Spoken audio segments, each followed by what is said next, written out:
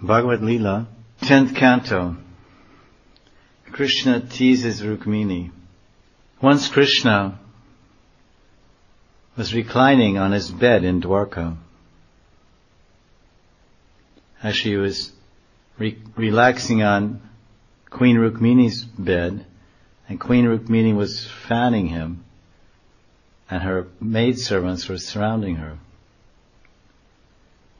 This chapter describes how Krishna grinds the fragrant camphor-like heart of Rukmini with the pestle of his words. The lovely, chaste qualities of Rukmini will become manifest as a result of Krishna's apparently insensitive words. Just as camphor's fragrance becomes manifest when crushed on a grinding stone. Rukmini is personally fanning Krishna for two reasons. One is that he's the husband, her husband, as it says here, patim. Jagat Gurum patim paryacharad. And the other reason is that Krishna is the spiritual master of the universe, Jagat Guru Pati, Dwarkadish. So the Guru is honored, the king is honored, the Guru is honored by waving a yak-tail fan in front of him, or what we say a chamara fan. So Krishna is indeed the Adi Guru, Jagat Guru of the entire Jagat. And he is, of course, the husband of Rukmini. To prove that Krishna is disturbing Rukmini's mood of loving service, which is about to be described, was his pastime and nothing else, Shukadeva introduces the Leela in verse 2 by describing that the creation destruction of the world are also Krishna's Leela. Leelaya Vishvam Srijat Yat Nyavatishvara. Though Krishna is unborn, he appeared in the Yadu dynasty to protect and maintain the principles of religion. It can never be Krishna's desire to stop the prem seva of his beloved devotee, but rather he acts in such a way to strengthen that prema. Rukmini's bedroom of her palace was extremely beautiful. There was a canopy above the bed, ornamented with brilliant strings of pearls hanging from the edges, and effulgent jewels in the columns served as lamps. There were flower garlands hanging here and there, attracting swarms of bees to drink the sweet nectar of jasmine and other flowers. The spotless rays of the moon shone through the latticed windows of her bedroom. Aguru incense drifted out of the window's holes, and the scent of the Parijat grove carried the mood of a garden into the bedroom. Dwarkadish was reclining upon an opulent pillow on Rukmini's bed, which was as soft and white as the foam of milk, and Rukmini was serving her husband, the Supreme Lord of all the worlds. Jagatam Ishvaram Patim. Shukadeva Goswami in verse 3 through 6 describes the beauty of Rukmini's palace in Dwarka to show that everything was perfectly arranged by Rukmini to please Krishna with her loving service. The room was splendid, with shining jewels and a canopy adorned with hanging clusters of dazzling pearls. This pastime took place The ruddy rays of the rising moon were entering through the holes of the lattice windows, and clouds of aguru incense were streaming out of the windows. There, Rukmini attentively served Krishna, who was lying on the best of beds, Kashiputtame. So this is the word in the verse, Kashipu, and Uttam Kashipu, which means a really especially good, soft mattress and bed. We have our Haranya Kashipu, so Kashipu means a mattress and bed. Krishna was being fanned by Queen Rukmini with a yak-tail fan with a jeweled handle. She was worshipping him. Rukmini's hand was adorned with rings, bangles. She looked resplendent, standing near Krishna and fanning her. Her jeweled ankle bells tinkled, and her necklace glittered, reddened by the kumkum from her breasts, which were covered by the end of her sari. On her hips she wore a priceless belt. Rukmini appeared most attractive with her jeweled ankle bells as she stood next to Krishna. She held a chamara whisk in her hand, which was adorned with golden rings and bracelets. As Rukmini fanned Krishna with broad strokes of the chamara, her jeweled bangles, waist bells, ankle bells tinkled sweetly. Rukmini looked extremely beautiful, with her necklace glittering red from the kumkum on her breasts. Seeing Rukmini, who was more beautiful than even Lakshmi and Vaikuntha, Krishna spoke. Vishwanath says, when Vishnu appears as a demigod, Lakshmi takes the form of a demigoddess. And when Vishnu appears as a human being, she takes a human-like form. Lakshmi can thus assume a form suitable to the form that the Lord assumes. As Krishna is more beautiful than the Lord of Vaikuntha, so Rukmini is more beautiful than Lakshmi. Krishna was smiling slightly while thinking, it is proper that Rukmini has assumed a form appropriate to my form. Now I will joke with her and hear what she says. The four directions were beautified by Rukmini's charming, smiling face, which was decorated with curling locks of hair, earrings, and a locket on her neck. Vishwanath explains in the next few verses about why did Rukmini choose him. At this time his mentality was, when I gave Rukmini one flower from the heavenly Parijat tree,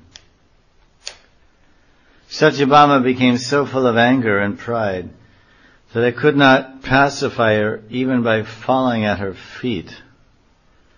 Only when I gave Satyabhama a whole Parijat tree was she satisfied. Rukmini, however, did not show any anger even when she saw me give Satyabhama a whole tree. So how will I be able to taste the sweetness of Rukmini's anger when anger is not possible in her?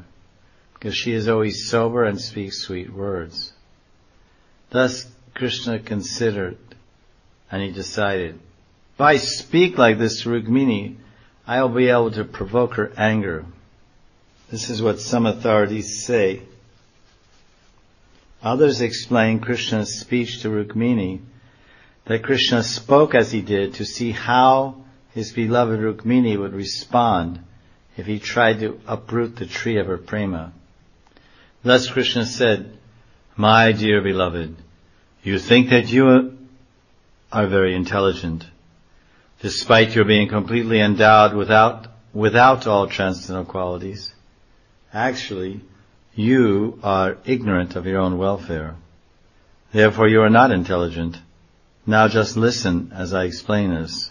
Krishna then speaks in verse 11. You are the daughter of a king, and I am the penniless son of Vasudeva. Why did you choose me as your husband? You cannot say that you accepted me because there was no alternative.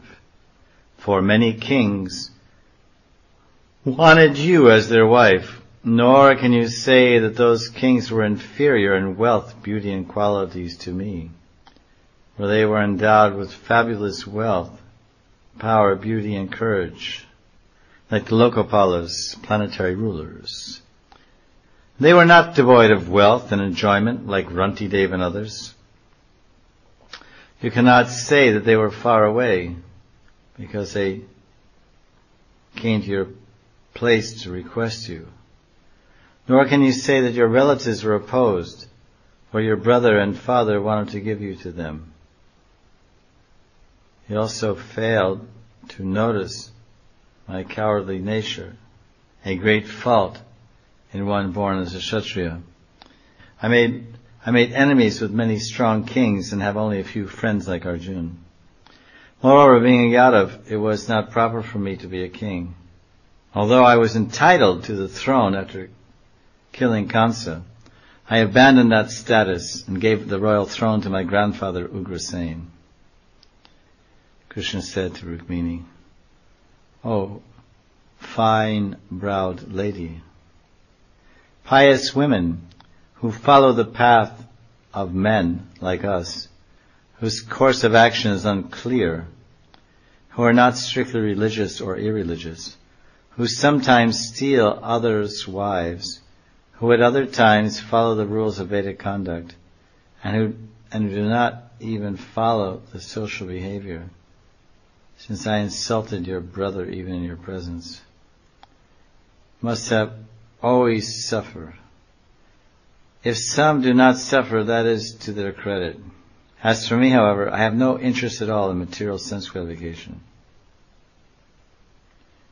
According to Niti Shastra, my dear, it is not proper that you are my wife, since your father and grandfather are very wealthy. You have abundant personal wealth, whereas my father Vasudeva has no wealth.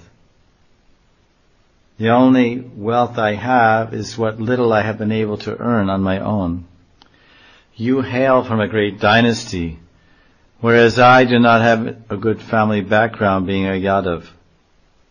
You have jurisdiction over so many towns, such as Kundina and Vidarbha state, whereas I only have Dwarka and Anarta state. You are fair-complexioned, Gauri, and I am black, Sham. Your prosperity, Bhava, is assured, whereas mine is uncertain, because I have many enemies. Those who are equal in wealth, birth, beauty, power, and prosperity. Krishna said, you have accepted me, Rukmini, as your husband because you are short-sighted, adirga, samikshaya, and have not considered the overall picture.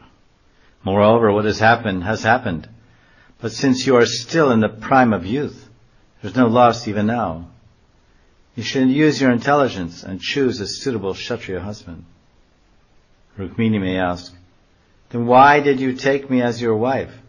Krishna will reply, I took you because Shishupal, Shalva, Jarasandha, and Dantavakra and your brother, Rukmini, were my enemies. Devi, I kidnapped you just to dispel the ignorance of those conceited kings who were intoxicated with their power. You should not worry that I will be unhappy if you accept another man as your husband. I am indifferent to both the body and home. Therefore I remain just as a witness without action, like a flaming lamp. By speaking like this, Krishna broke Rukmini's pride of thinking herself. Because Krishna was constantly with Rukmini, Rukmini thought, even though I am unfit to be Krishna's wife, by his own good qualities, Krishna made me his most fortunate wife. Thus I have acquired such a husband, who is an ocean of good qualities. Rukmini had never before heard such unpleasantries from her husband, so she became frightened, and a tremor arose in her heart. She began to cry.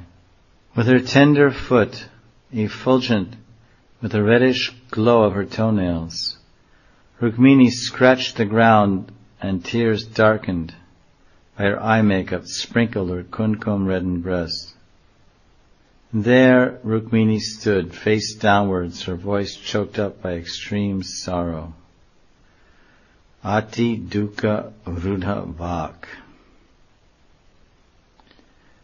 These are symptoms of her anxiety. She scratched the ground with her extremely tender foot. Rukmini became very unhappy from hearing these unpleasant words of Krishna. Due to fear that Krishna might leave her, and sadness, Rukmini became morose. Her intelligence thus destroyed, Rukmini could not understand that Krishna was only joking. Rukmini's bracelet slipped off her wrists because her body became thin due to the pain of impending separation. Then she lost consciousness, viklavdiya, and fainted on the floor of the palace bedroom. She attained the 9th state of bhav, ecstatic love. In this pastime, Rukmini experienced the sattvic bhavs, devotional ecstasies ranging from being stunned, stamba, to dissolution or fainting, pralaya.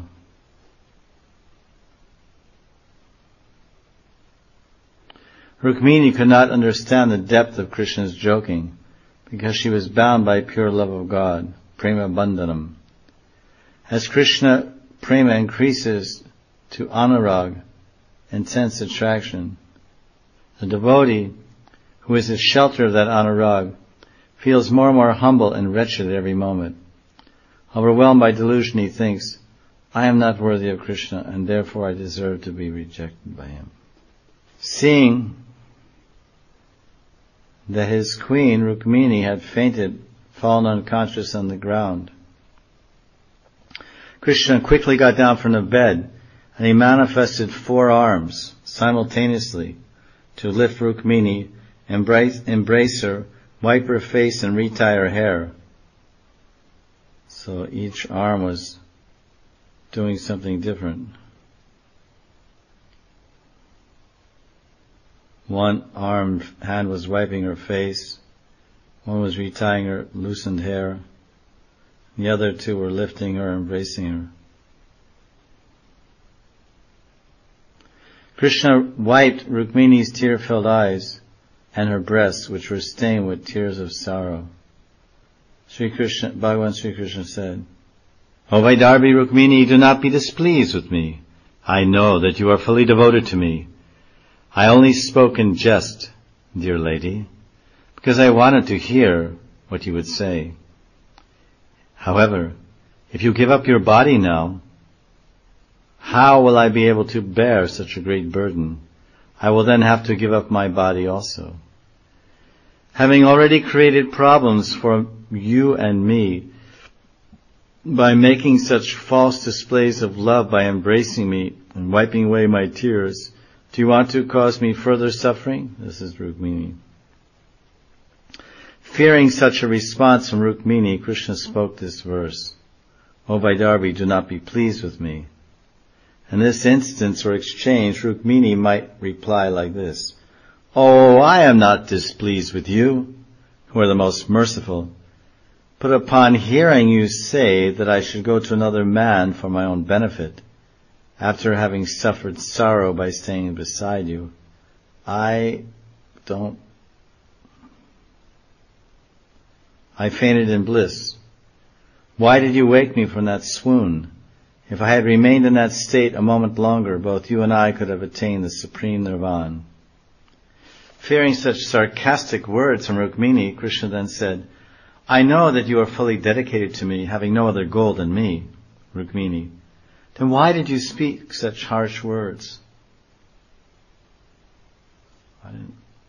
Krishna, I was desirous of hearing some crooked words from you, O beautiful one. So I spoke some joking, untrue words. Then Krishna gives some reasons for joking with Rukmini by saying, I wanted also to see your face and lips trembling in loving anger, the reddish corners of your eyes throwing sidelong glances, and the line of your beautiful eyebrows knit in a frown, your eyes showing angry sidelong glances. If that was Krishna's desire, then why did Rukmini not comply and show anger instead? And show anger. Krishna's Ichcha Shakti, desire potency, is under his control, but prema controls Krishna. Consequently, next to prema, his Ichcha Shakti has no power. In order to increase Krishna's ecstasy, prema sometimes goes against the desire of the Lord. That is the situation here. In the Stahibhav, permanent loving mellow of Madhura Ras, conjugal ras, Rukmini and Krishna and other consorts display 7 types of love: prema, pure love; sneha, affection; man, jealous anger; pranaya, attachment; rag, passion; anurag, intense attachment; and bhava, ecstatic love. At the proper moment, one of these 7 stahibhavs will manifest and become prominent. Well, these are actually 7 types of love. Thus, when Rukmini was fanning Krishna, the stahibhav anurag was arisen. Because it was predominated by the sanchari bhav of humility, dainyam, Rukmini experienced remorse, anxiety, and bewilderment. However, she did not experience affectionate anger or the casting of sidelong glances at Krishna. These symptoms would arise later when the stahibhav of man would appear.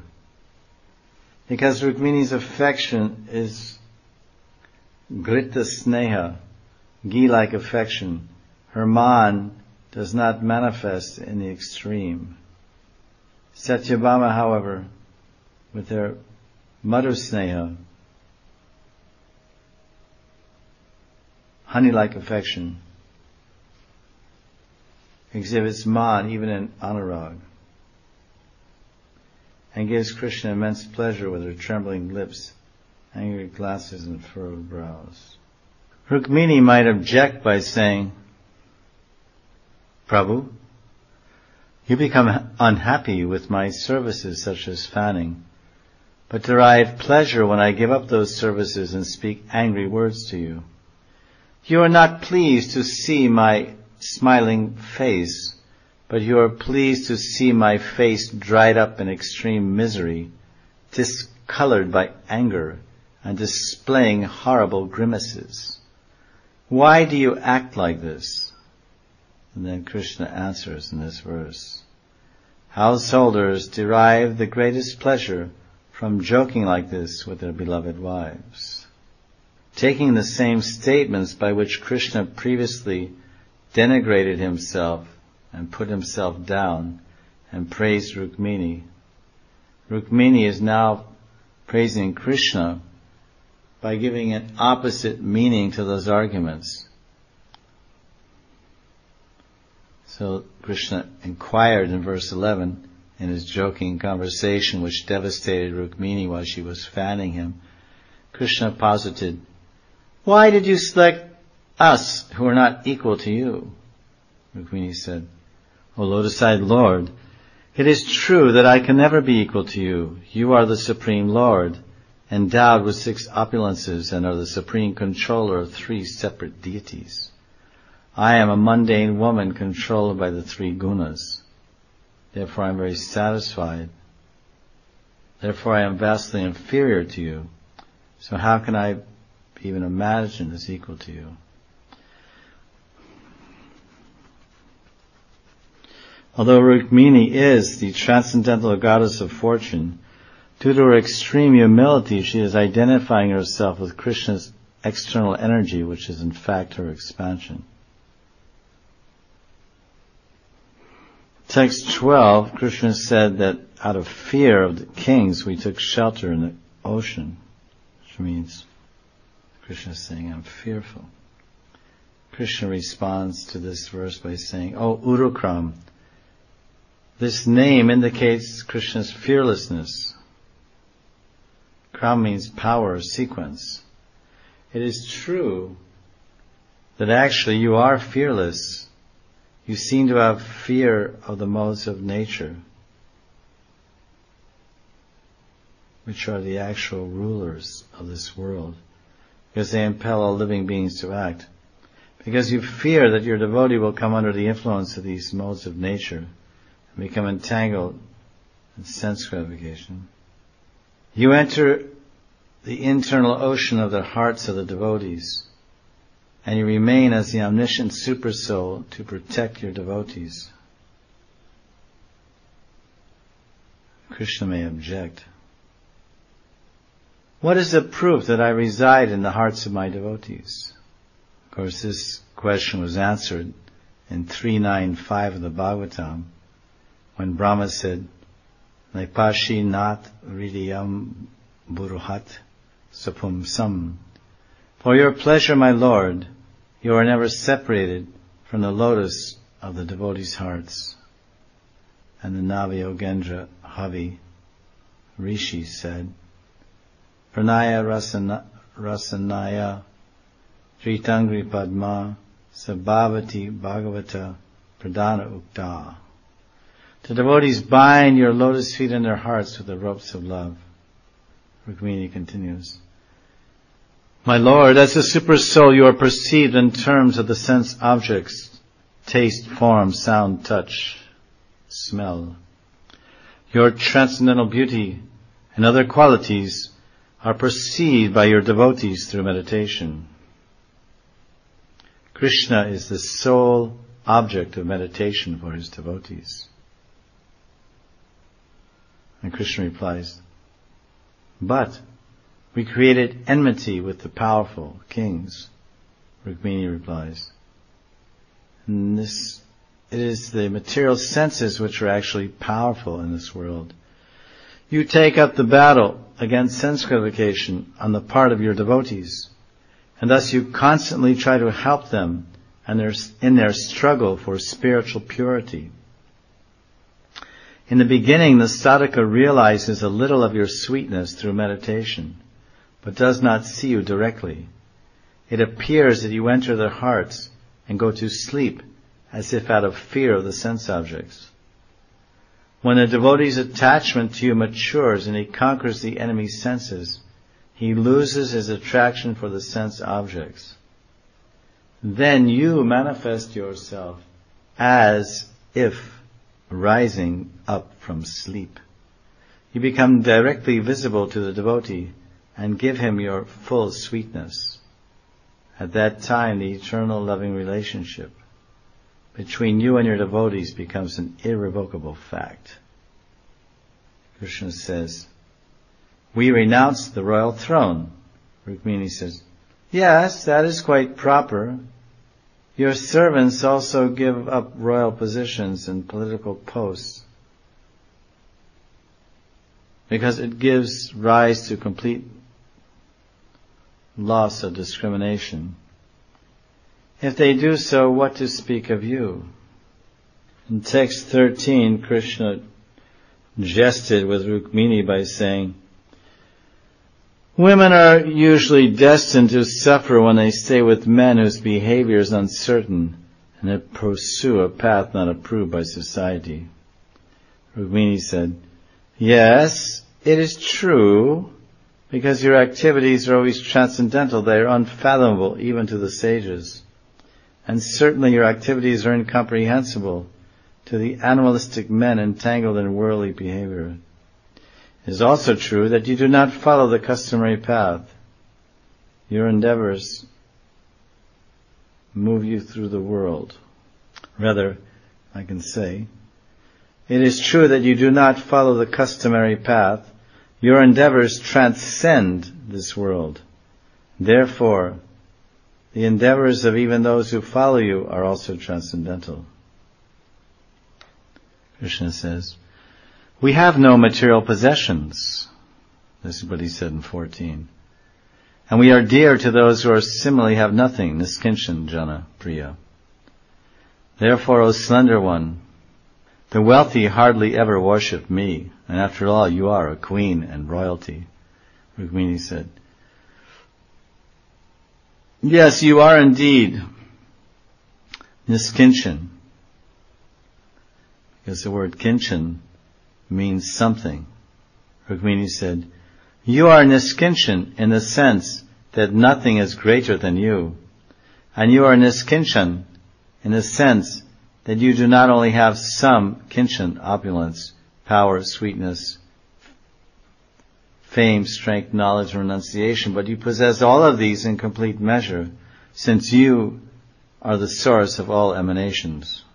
The meaning of Niskinchan as poverty-stricken does not apply to you, however, Prabhu, because Brahma and all the dearest demigods who are worshipped by others worship you.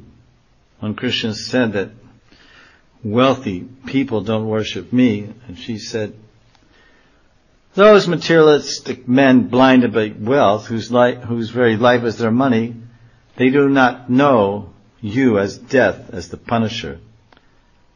What to speak then of their worshipping you? And Krishna said in text 14, I am dear to those who have nothing. But here in text 37, Rukmini defeats that by saying, Brahma and other demigods, who are the wealthiest persons in the universe, regularly offer tribute to you, since you are the dearmost of the mixed devotees, Sakama Bhaktas, like Brahma. What to speak of the devotees devoid of material desires, Niskam Bhaktas? Those who do not desire to engage in anything else, acquire anything else, or inquire into anything else other than the worship of the Lord, they are called Niskinchan. Some statements in the Puranas explain that Niskinchan means the devotee of the Lord. In text 15, Krishna jested with Rukmini by saying marriage and friendship are proper between two people of equal terms who have the same wealth, birth, influence, physical appearance, and capacity for good progeny, but never between a superior and inferior. So now Rukmini replies to that. You have said that one should marry only a person equal in wealth. That is possible for others, but not for you. You are the end goal, Phalatma, of all human endeavor. The association or relation is between the served and the servitor, between Lakshmi and Narayan, between you and myself, not between a mundane man and a mundane woman who are attracted in mutual lust. In text 39, Rukmini replies to Krishna's statement in verse 16 where he said, Bhikshubi shlagita mudha. O fool, I am praised only by beggars.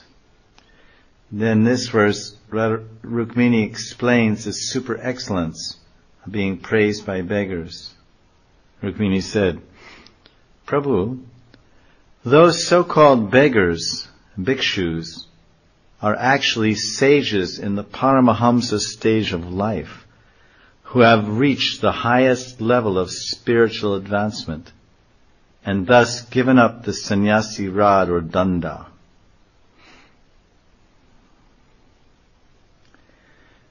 Your powers are glorified by such bhikshus or paramahamsas.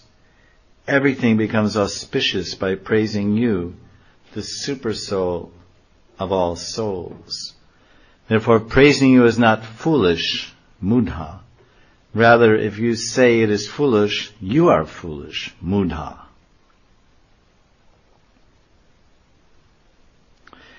Knowing that you give yourself to those in the universe who worship you, Prabhu, I have chosen you as my husband. Nevertheless, you have said, my dear Vaidarbhi, out of ignorance you have chosen me as your husband? Rukmini replies to this. This shows you did not know my intelligence in this matter.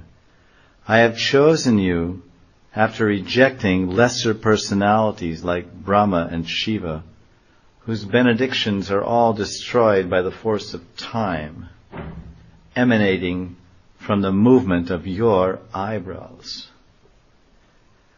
What then to speak of my rejecting inferior persons like those kings? My dear husband, your accusation that I lack foresight indicates that you did not know of my deep insight into the situation. Actually, I chose you to be my husband because I clearly understood your true glories. In text 12, Krishna said, Vrajabhyo bibhyata subru samudram sharanam gatan, which means, terrified of those kings, we went to the ocean for shelter and built our palace in Dwarka.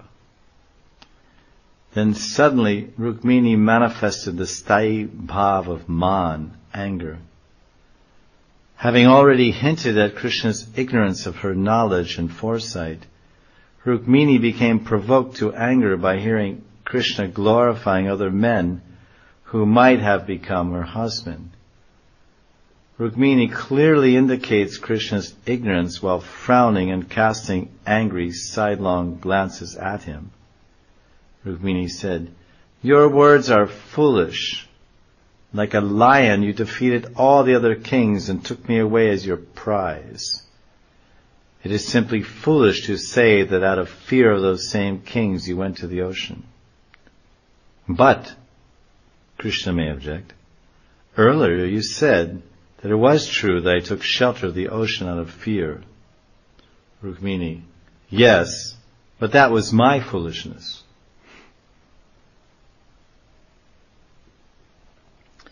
In verse 41, Rukmini intends to tell Krishna, Prabhu, you said that women who follow my path generally suffer. But that is also a foolish statement. You have also said that I, a king's daughter, am unintelligent and frustrated because I married you. But how can you accuse all the great enlightened kings like Bharat of being unintelligent?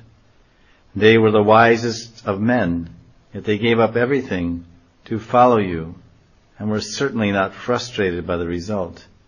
Indeed, they all achieved the perfection of your association. In text 17, Krishna said, Devi, you should choose a more suitable husband. In text 42 and 3, she replies, Rukmini said, Only a woman who has never heard of your glories would take shelter of another husband.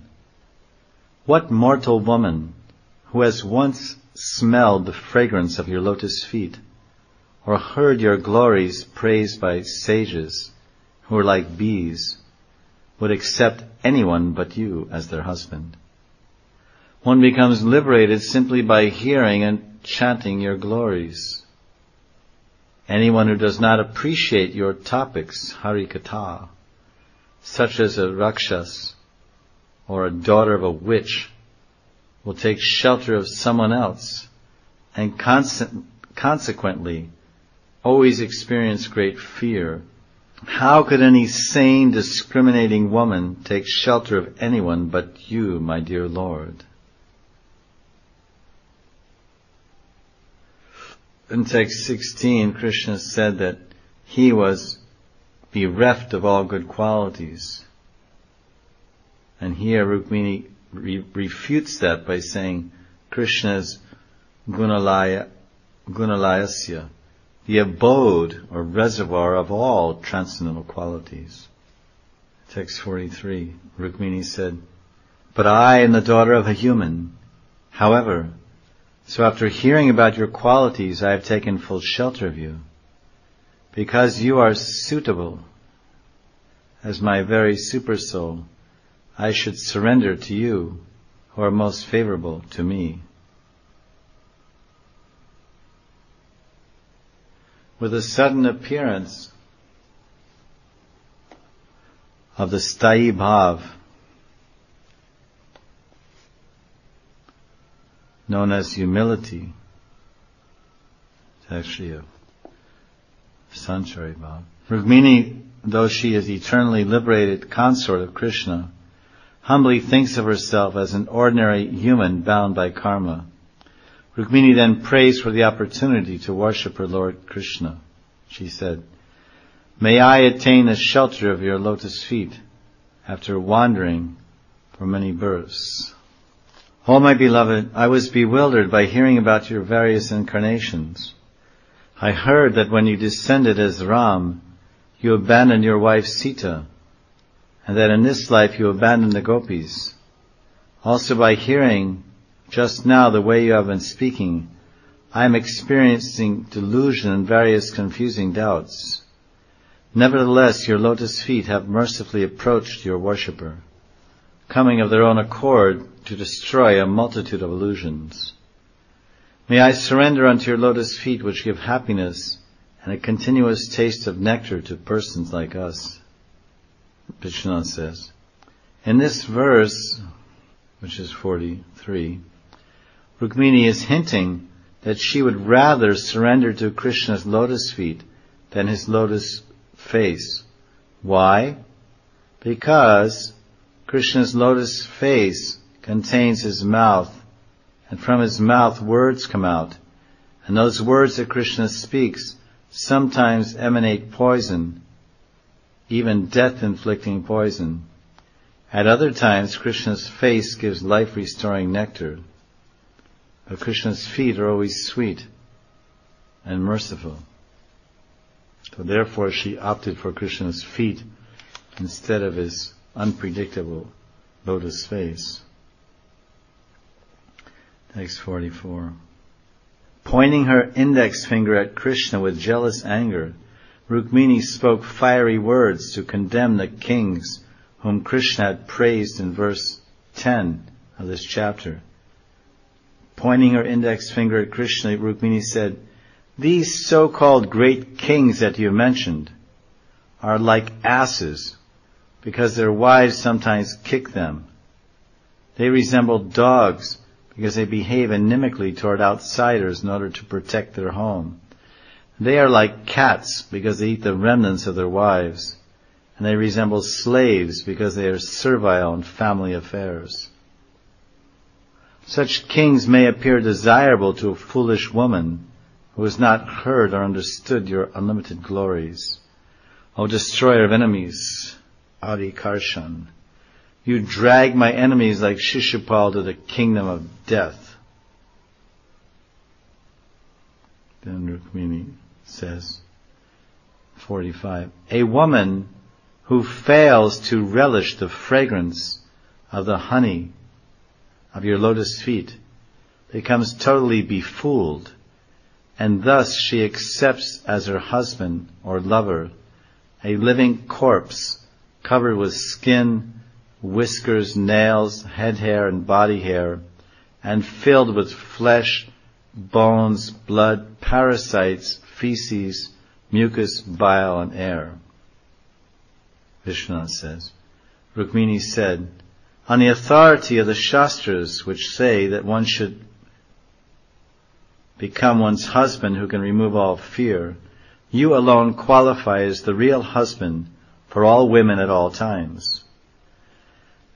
On the contrary, an ordinary materialistic husband's body is covered on the outside by skin and hair. Otherwise, it would become overwhelmed with flies and millions of other insects and vermin attracted by its foul smell and other offensive qualities. And inside the husband's body is filled with blood, bones, feces, flesh, bile, worms, and phlegm. Any woman who thinks of this living corpse of her husband as, quote, my husband, and worships him is simply a fool. Why are they so foolish? Why are they so foolish? The honey sweetness of your lotus feet, my Lord, and the fact that you possess an eternal transcendental body, full of knowledge and bliss, is well known. Yet due to being whipped up into a tempest by the reciters of the Puranas, foolish women reject you. In text 20, Krishna said, always satisfy within ourselves, aptakam and atmaram. We care nothing for wives, children, and wealth. So here in 46, Rukmini replies to this statement of Krishna, which appears to show his indifference to family life. Pondering over Krishna's indifference or neutrality, Rukmini reached the state of calmness, known as, or neutrality called stan. Then submerging in an ocean of humility, she spoke this verse.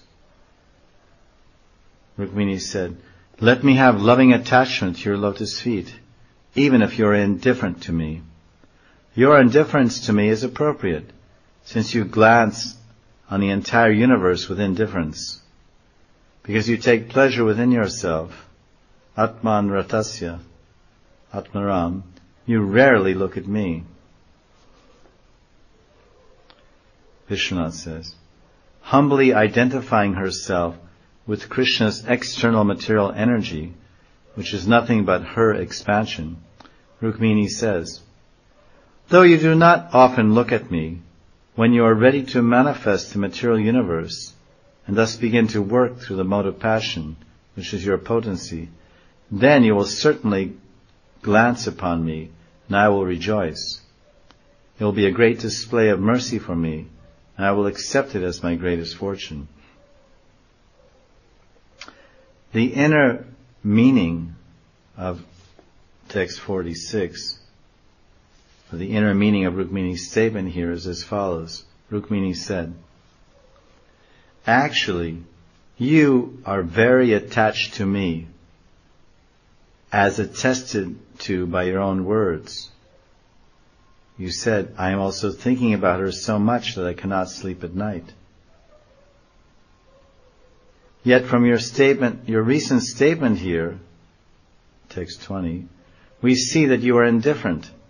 Therefore, if you are attracted to me, then I must be your supreme internal potency, Sarup Shakti. Thus, even though you are self-satisfied, you take pleasure in me, your Sarup Shakti. But if I am your external material energy, then you will be indifferent to me as you are indifferent to all other material creations. In this way you have both attitudes toward me, and I am in both kinds of relationship with you.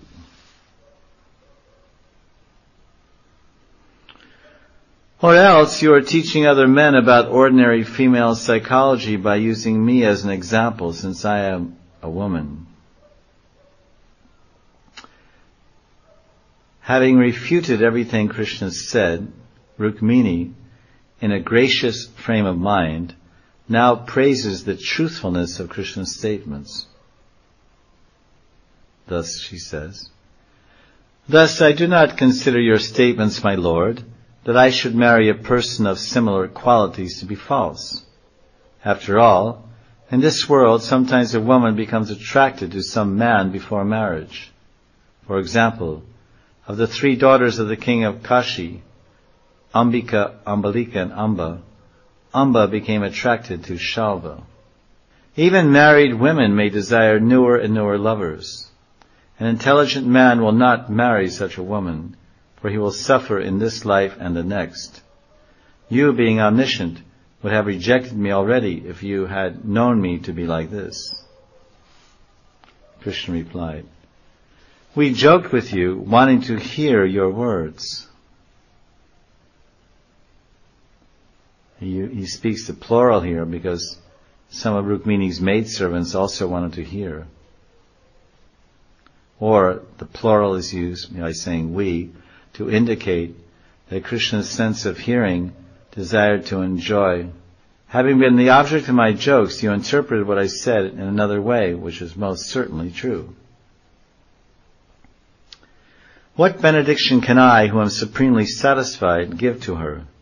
Thinking like this about his wife Rukmini, Krishna said, whatever desires you have in regards to serving me and me alone in pure love, free from all self-interest, are all fulfilled.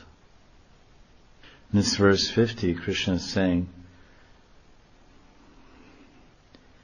Bhamani, he's using the word O Bhamani, addressing Rukmini as Bhamani. Bhamani means Bhamya Prakar, O angry one, indicates that Rukmini was angry because Krishna obstructed her service of fanning him with a chamra by speaking his crooked words. Krishna said, Devi, even though you were somewhat disturbed by my words meant to break your love, your heart, which is filled with the most intense love for me, did not decrease even a little in its love. What to speak of getting destroyed? Thus I have directly seen the sterling quality of your pure love. O sinless one, who have committed no offense, even through your servitors, please forgive me for the offense I committed to you. And Vishnath quotes some Shastra. When the love between a young man and a young woman can never be destroyed, even when there is every cause for the destruction of that love, that pure love is known as prema. Then in text 52, Krishna condemns materialistic devotees who, for the sake of mundane pleasures in household life, worship the Lord with prayers like, "Oh my Lord, may my husband give me happiness," or "May my wife give me happiness." Krishna says, Ye mam bhajanti dampatye tapasa vratacharyaya kamatmano apavargesham mohita mamamayaya. Devi, although I have the power to award spiritual liberation, lusty persons worship me with penance and vows in order to get my blessings for their mundane family life. Such persons are indeed bewildered by my illusory energy. Mohita mamamaya. Now in text 53, Krishna elaborates upon what he said in text 52. If after obtaining me, the source of both inferior material wealth and the bliss of liberation, if someone wants the paltry bliss which can be squeezed out of the mundane opulences gained from the four ordinary human endeavors, they are most unfortunate. Even in hell, or in lower life forms like pigs and dogs, one can very easily get happiness from association with women and men and other objects. Such unfortunate souls attached to sense gratification will take birth in hell or as pigs and other low creatures in order to be completely absorbed in sense enjoyment. Such a birth is quite suitable for them. However, O mistress of the house, Griheshwari, Griha Ishwari, fortunately, you have performed devotion which releases one from the bondage of material life. But since you are eternally liberated already, others will become liberated by executing such devotional service. Rukmini may object, but then will even low-class women become liberated by devotion? Krishna says, no! Women who are envious, duplicitous, and full of wicked motives for sensuous delights can never perform bhakti. In all my palaces I can find no other wife as loving as you, O most respectful one. When you were to be married, you disregarded all the kings who had assembled to seek your hand, And simply because you had heard authentic accounts concerning me, you sent a Brahmin to me with your confidential message. Among all my loving wives, you are the best. Your brother was killed by Baladev at the gambling match during the wedding of Aniruddha. Out of fear of separation from me, you did not express your sorrow or say, you should not have done that. However, for the sake of common opinion, you did display slight sadness. Great joy arose from that sorrow because violence was wreaked on Rukmini, my enemy. So this discussion means that these talks that Krishna had with Rukmini, trying to joke with her and make up afterwards, they must have taken place after the marriage of Aniruddha, who is their grandson, I believe, son of Pradyumna. Krishna continues, Devi, when the messenger sent by you to me for obtaining me was delayed, you considered the whole universe vacant and thought of giving up your life, since your body was not meant for anyone else but me. This is what you said in your message to me. Quote, if I cannot obtain your mercy, I shall simply give up my vital force, which will have become weak from the severe penances I will perform. Then, after hundreds of lifetimes of endeavor, I may obtain your mercy. Krishna continues, that action remains with you, and I cannot repay you in any way for it. I can simply rejoice. Shukadev said, wrapping up the story. And so the self-satisfied Supreme Lord of the universe enjoyed with the goddess of fortune, engaging her in lovers' talks, Sorata Samlap, Bhagavan Jagadishwara, Sorato Ramaya Reme. This is lovers' talks, Sorata Samlap, and thus imitating the ways of human society. So the self-satisfied Lord, Dwarkadish, enjoyed through joking conjugal conversations with his wife, his personal expansion. Thus, Krishna played like a husband of this world, but by his transcendental pastimes, he condemned material life by showing its inferiority to his transcendental happiness, which should be the center of everyone's life, whether they're married or single, man or woman, wife or husband.